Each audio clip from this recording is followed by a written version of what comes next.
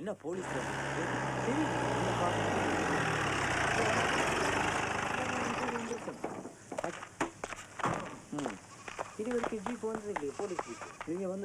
தங்கையா complaint பண்ணி இருக்கிறான்.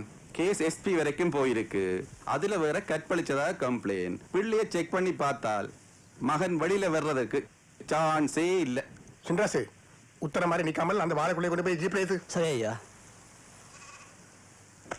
என்னத்தான் விசாரிக்க சொல்லி இருக்கு. கேஸ் நேரா என்னட்ட வந்திருந்தா நான் இதுல இருந்து உங்களோட பேசிக் கொண்டிருக்க வேண்டியது இல்ல. சின்ராசு ஐயா, உனக்கு எல்லாம் சொல்லிக் கொண்டிருக்க வேணுமே. அந்த மான்மத்தல் பட்டியல இருக்கு, அதையும் கொண்டு போய் ஜீப்ல ஏத்து. ஏத்துறேன் ஐயா. செவ்வளவு நீ எனக்கு அண்ணே, நான் ஒன்றும் செய்யலாதுன்னு இல்ல. ஆனா கேஸ் கொஞ்சம் ஸ்ட்ராங்கா இருக்கிறதால. சின்ராசு செவ்வளவு ஏத்துறேன் ஐயா. கெதி பண்ணு மற்ற முட்டையிலே மேத்து. அண்ணே, ஒரே வழிதான். உங்களுக்கு 2 நாள் அவசரம் தாரன். அதுக்குள்ள தம்பிய வவுனியாக்கு வெளியில கொண்டு போயிடுங்கோ. 7 மண்டா அவரை உடனே வெளிநாடு எங்கேயாவது அனுப்புங்க. பெரிய உபகாரம். ஆமா, வார அண்ணே.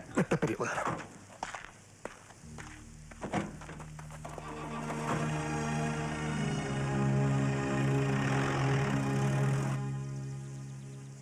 என்ன பைத்தியகாரத்தனம் இது? சொன்ன சொல்லு கேட்காம போலீஸ் ஸ்டேஷன் போன. நடந்தது எதுவுமே எனக்கு தெரியாது. அப்பா தானாவே சண்டை பிடிச்சிட்டு தான் வாரு. இனி ஐயா அம்மாவை சமாதானப்படுத்த முடியாது. வீட்டுல என்னென்ன எல்லாம் நடக்குது. இந்த நான் தர கல்யாண சேலை பிடியம்மா.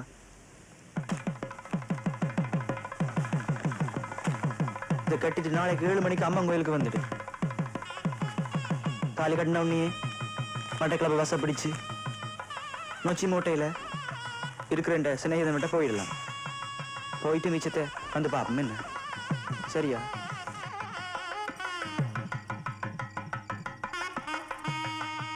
சாரி. என்ன எப்படி சாரி?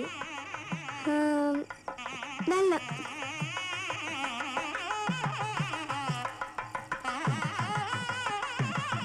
இந்தா இத போடு. ஐயோ எதுக்கு? வேணாம்.